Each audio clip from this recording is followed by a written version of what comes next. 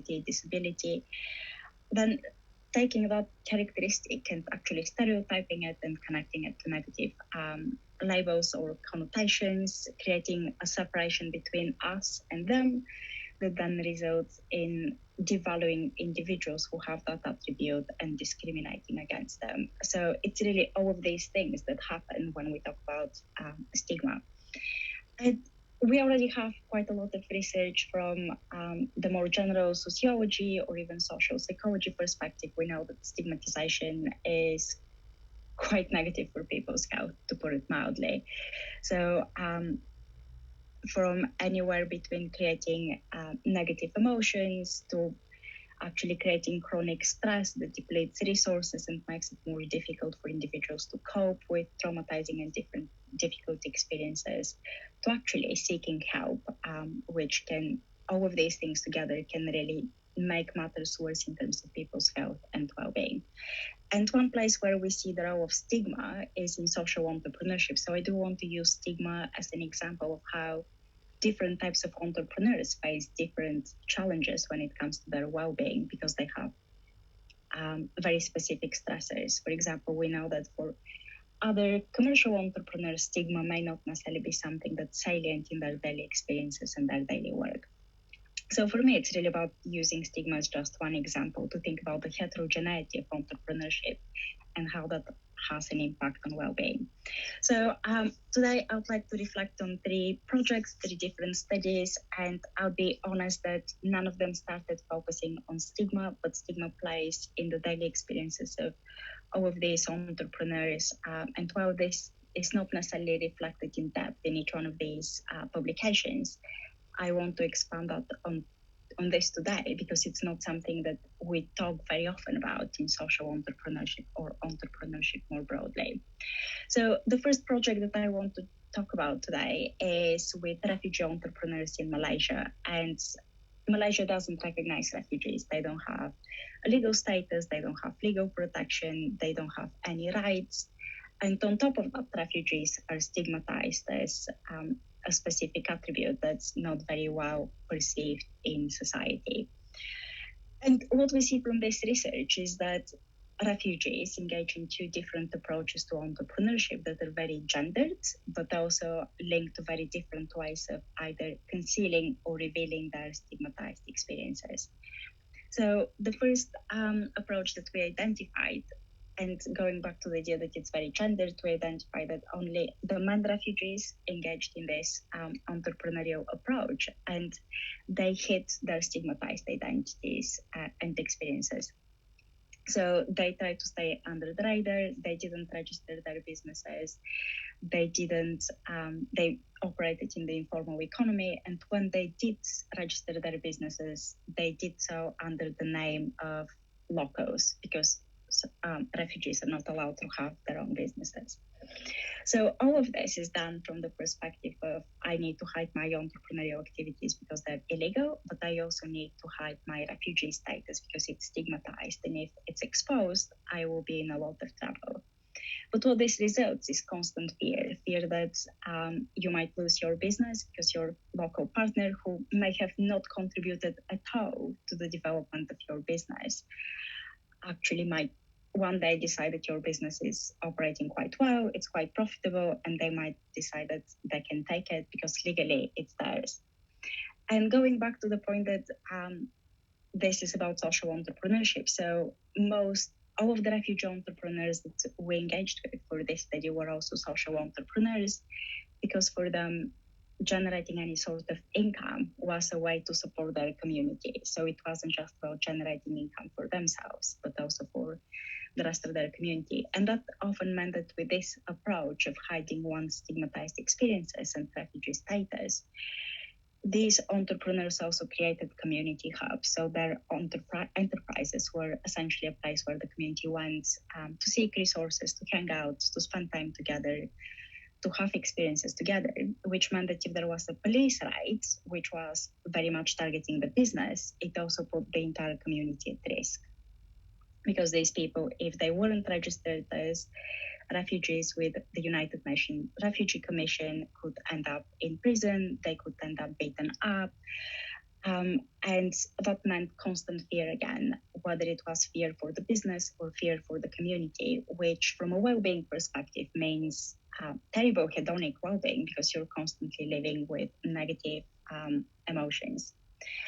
And then the other approach, which was taken by the women refugees that we engaged with, was to actually reveal their stigmatized experiences. So they use their nationality as Afghani, Syrian, Palestinian women to say we can create a product or a service that's very very unique and very niche and very specialty. For example, specific crafts, specific types of food. And then using the refugee status to also say, if you buy our products, you're contributing to social good. So revealing both of their nationality and refugee status to actually gain customers. And to be honest, gain some quite affluent customers. So they were selling their products and services at much higher than market prices, so to speak.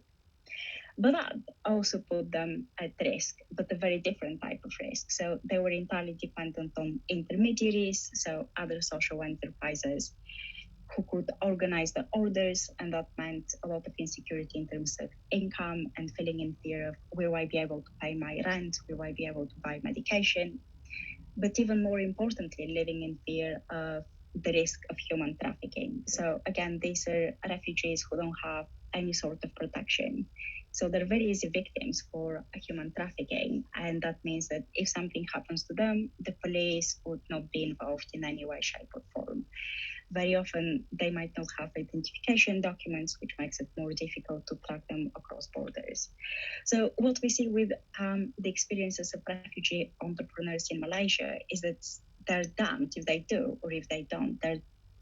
If they reveal their stigmatized experiences, they live in fear. If they hide their stigmatized experiences, they also live in fear. And there isn't a win. It's a very difficult tightrope to navigate. So the second project that I wanted to reflect on is with social entrepreneurs in the UK and their stigmatized experiences. And we were incredibly fortunate to have Oana as an editor for this, who helped us to see the data in a very different way than we had originally imagined. But one of the things we saw with this project was that there are different types of social entrepreneurs who come with very different identities that spark their entrepreneurial activities. And for one specific type of social entrepreneurs, it was their previous experiences that were stigmatized, whether it was substance or gambling addiction, disabilities, prison experiences, but taking these stigmatized experiences that were quite traumatic and turning them into ideas for social enterprises because they recognized that there were other people who shared similar traumatic experiences. And to a degree, that was a good thing. Having that lived stigmatized experience meant that they could go to funders, they could go to customers, to service users and say, our product or our service is great because it was developed by someone who really understands the problem, someone who has lived through this problem.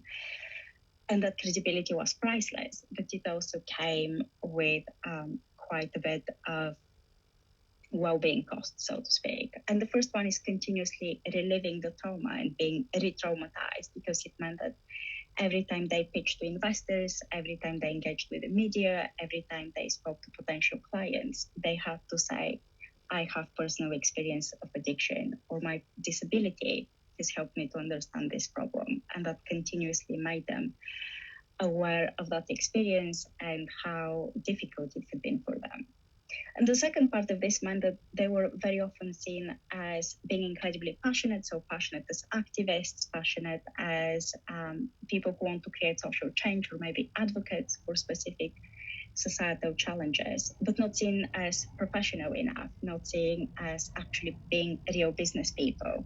And that's quite a difficult balance, again, when it comes to identity and being authentic to who you are. When someone comes and says, you're not who you claim to be, that's an identity threat that's very silent.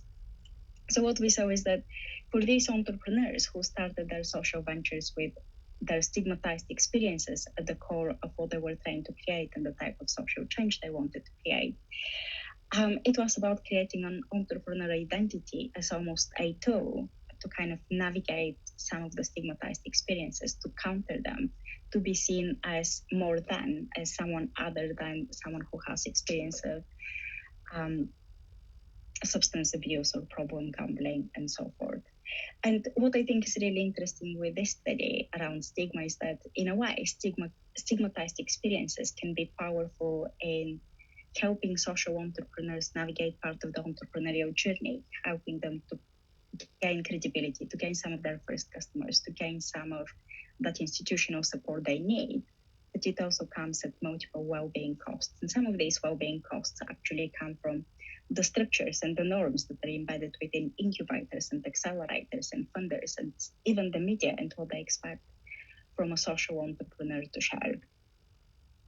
And then the third study that I want to reflect on is essentially a continuation of the second one. They come from the same data collection effort, but it's about looking at service users who have stigmatized experiences and how they're approached by social entrepreneurs to seek feedback and asking them for feedback specifically about their stigmatized experiences. So if you're a social entrepreneur who runs an organization that supports problem gambling addiction, individuals who have suffered from problem gambling addiction, going to them and asking them about these experiences.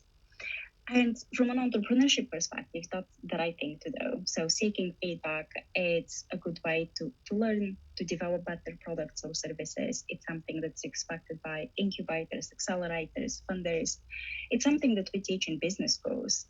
But when you look at it from the perspective of service users, it often means that they're outed in terms of their stigmatized experiences. So sometimes those attributes or characteristics that are stigmatized can be invisible, and it allows service users to navigate systems on their own terms when they decide to reveal those stigmatized experiences or to hide them.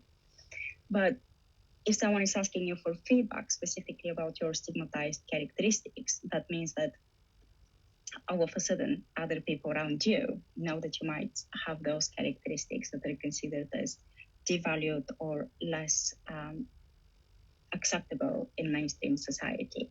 But also continuously having these conversations, continuously asking people to relive these experiences means you're traumatizing them. So you start a social venture from the perspective of creating positive social change and having positive impact, but it ends up actually creating negative impact, at least for some of your service users. Maybe not for all of them, but at least for some. And that can be quite damaging, obviously, for the well-being of service users, but also for the well-being of social entrepreneurs. So from a different research project that we know that when entrepreneurs internalize events that might be disappointing and the causes for these events, for example, when they say, oh, it's my fault, that service users are re-traumatized because of the way that they've sought feedback from them, that means that those entrepreneurs are more likely to end up with disappointment and depression compared to when they attribute their disappointing experiences to an external cause. And from a different project that's currently going through the peer review process, we also see that when social entrepreneurs who work with refugees, when they don't experience positive impact from their work, when they see that their work actually has negative impact on service users, they also don't perceive their work as being meaningful. And from a well-being perspective, we know that meaningful work is an element of particularly eudaimonic well-being. So seeing oneself as fully functioning and contributing to their communities, and that immediately takes that sense of meaning away. So those are some reflections on 3 projects that are very dear to my heart. Obviously, I'm biased, but I thought that I can also reflect a little bit on a few critical issues and a few suggestions for future research. So the first critical issue for me, and this may sound incredibly obvious, but we very often take it for granted, and it's about who is being stigmatized. Is it the social entrepreneurs? Is it the service users? Is it their employees or even volunteers? And particularly, how do these different stigmatizing experiences interact with each other? What happens when we have entrepreneurs with stigmatized experiences interacting with service users who have different stigmatized experiences? And this is important because it relates to power and resources. So, like it or not, it's more likely that social entrepreneurs with stigmatized experiences have more power and more resources than their service users. That's just the reality of the structures we're embedded in. Which brings me to the second critical point around the structures and the institutions that social entrepreneurs use to support them, to gain support, whether it's financial or otherwise, and how these institutions sometimes punish stigmatized experiences, but other times mind them and expect entrepreneurs with such experiences to turn them into a core part of their myth or the nature or the narrative behind their social enterprise, which can be quite damaging in the long term for the well-being of those social entrepreneurs. And the final thing that I think is interesting is differentiating between identities and roles and experiences that may or may not be internalized, and thinking about how different identities and roles can be developed, performed, and shared proactively with others as almost toolkits to navigate stigma, and how it can help individuals to gain different types of exposure and to be seen as more holistic people instead of just someone who has a very specific stigmatized experience. And in terms of future research, if you're thinking about things at the moment, I am thinking, well, what might be both interesting but also valuable from a practical perspective and theoretically as well. I have three suggestions that, again, I'm biased, but I think they're fairly interesting. The first one is looking at stigma across levels of analysis and how it might travel up and down. So most of what I shared today is very much at the individual level, the experiences of social entrepreneurs and their service users. And there's a really interesting paper by Paul Tracy in AMJ from 2016-2017 that looks at stigma and social enterprises at the organizational level. But what happens when an individual with a stigmatized experience starts a social enterprise, and what does that mean for the identity and the image of the organization? And this is important not just in social entrepreneurship, but also in commercial entrepreneurship. So we know that there are commercial entrepreneurs who also have stigmatized experiences. How do they stigmatized experiences reflect on the identities and image of their organization? And equally, we also have commercial entities that operate in so-called dirty work or dirty sectors. If you think about waste collection and waste management, it's not necessarily seen as something that's sexy. But if you're a commercial entrepreneur in that sector, what does it mean for your identity and how you're perceived by others? The second aspect I think is quite interesting is looking at stigma and privilege and how they interact. And that brings me to the question that someone had earlier. Because yes, we do see social entrepreneurship as a bottom-up approach to create positive social change, but we also know that there are a lot of social entrepreneurs who come from privileged backgrounds. So how do those interactions happen, and how do they navigate their own privilege, and how do they acknowledge their own privilege?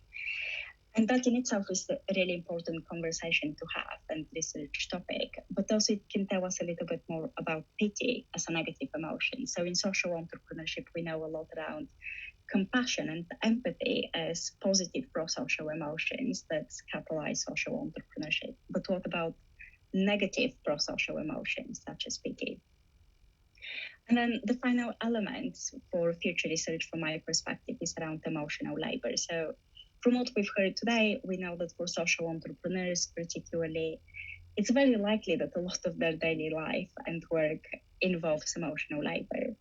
And we know a lot about emotional labor from service industries, for example, Disney parks and retail types of organizations. But in social entrepreneurship, we know almost nothing in terms of how it's performed, whom it's performed for, and for who it's performed, and with what outcomes. And that's important, not just in social entrepreneurship, but for emotional labor research as well. Because social entrepreneurship is a fairly unique context in which there are multiple expectations. So emotional labor is all about the expectations that others have of what's appropriate to display in terms of emotions. But what happens when you have funders, investors, customers, service users, employees, and volunteers who might have different expectations of what's emotionally appropriate to share in a meeting, during delivery of specific projects and so forth. So in that ambiguous and possibly even conflicting environment of expectations, how is emotional labor performed and what exactly does it look like for social entrepreneurs. So that's all I have in terms of just some reflections on stigma and how it may play out in social entrepreneurship that are hopefully useful for the people in this group.